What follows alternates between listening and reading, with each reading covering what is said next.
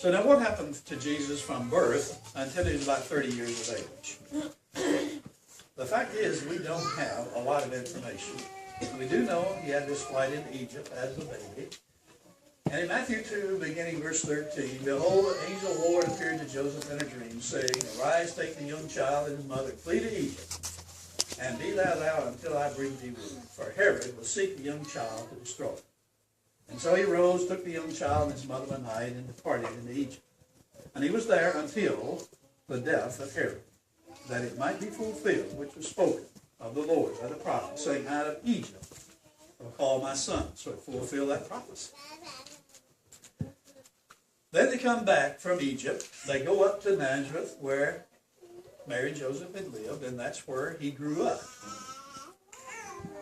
Now, his preteen years, at least up to 12, we don't, which is all the preteen years, we just almost know nothing except we just have the one statement. And the child grew and became strong in the spirit, filled with wisdom, and the grace of God was with him. That's all we have from his birth, basically, until he makes that trip to Jerusalem. Now, I want to read with you one more section. We're nearing the end of our study. Go back to Luke chapter 2, and we're going to see the events that concerning his growing up years. That is, everything we have, which again is very limited. Beginning in verse 41. Now his parents went to Jerusalem every year at the feast of the Passover. So every year, as a Jew, they'd make that trip. And when he was 12 years old, they went up to Jerusalem after the custom of the feast. And when they had fulfilled the days, as they returned, the child Jesus tarried behind in Jerusalem, and Joseph and his mother knew not of it. But they, supposing him to have been in the company, that is, with all the others, went a day's journey, and they sought him among their kinfolk and acquaintance. When they found him not, they turned back again to Jerusalem, seeking him. And it came to pass that after 3 days they found him in the temple, sitting in the midst of the doctors, both hearing them and asking them questions. Now, I want you to get a picture. 3 days later, they get back and they find him in the temple.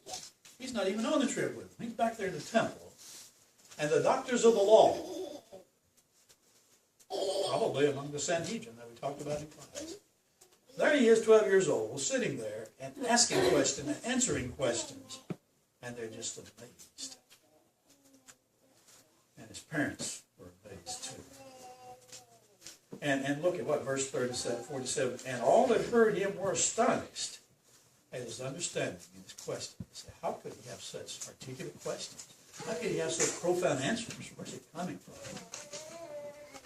And when they saw him, they were amazed. And his mother said to him, Son, why hast thou thus dealt with us? Because thy father and I had sought thee sorrow. And he said to them, how is it that you sought me? Wist, or know ye not that I must be about my Father's business? And they understood not the saying which he spake unto them. And he went down with them, and came to Nazareth, and was subject unto them. But his mother kept all these things in her heart to say. And Jesus increased in wisdom, and stature, and in favor of God. Now, so in this we just read. Actually, we see the first recorded words that Christ ever spoke. He said, how is it that you sought me? Know ye not that I must be about my Father's business? The very first recorded words that we have from. Now, I've underscored this for a reason. I must be about my Father's business. They didn't fully understand that. He said, don't you know that? My Father's business. I want to compare those two words to the last word, Christ on the cross, just before his death. When Jesus therefore had received the vinegar, he said, it is finished. He bowed his head and gave up the ghost of the Spirit. I must be about my Father's business, 12 years old. Now, as he passes from this life, it is finished. You know what he's saying? I have finished my Father's business. You didn't understand the Father's business, but I have finished the Father's business. There's a song that has a title similar to this. I don't know the exact. Mary, did you know that your baby boy? And here are not the exact words totally, I don't think, but pretty close to it.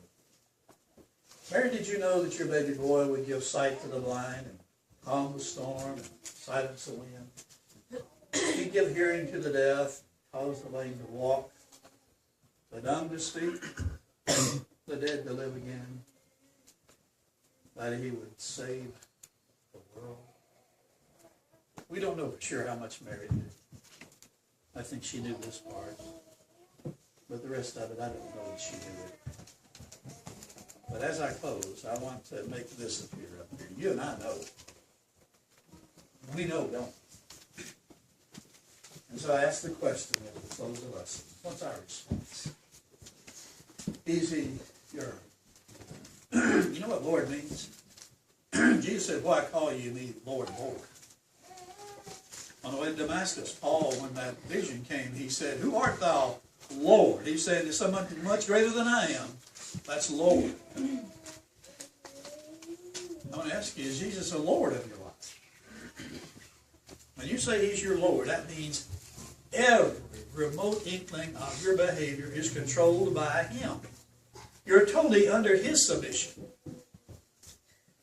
Totally. He's your Lord. He's your master. He is everything. All your directions are coming from him through his word. That means there's not a portion that you've signed, so the devil can have a little portion of your life. No. He has it all, or frankly, he has none. He that is not with me is against me. So as I close, I want you that have never been baptized into Christ, read this statement very carefully. Paul said, you are all the children of God by faith in Christ Jesus, writing to the brethren at Galatians. Why can you say that, Paul? For as many of you as have been baptized into the one that we've been studying about. You've been baptized into Christ. You have put on Christ. How many of us knew that when we were baptized, we were put in Christ? And then we put on Christ like you put on a jacket? Do you know that's what happened to you when you were baptized? You were baptized into Christ, and you put on Christ, that he envelops you. He controls you. He's your Lord. He's your master. He's everything. That's why he died. That's why he died. He is my everything. He is my all. Remember that song? That's what it has to be. Or do you like segmented? I'm going to beg you this morning. Get those segments out. Surrender that whole life to the lordship of this Christ. We talked about this. If you've never been baptized in Christ, oh, what? He died for you. He went through all of this for you. Poured out his blood. You see, tonight he took that blood and took it into the most holy place of heaven and offered it eternal sacrifice. What do you think about this? Let's stand.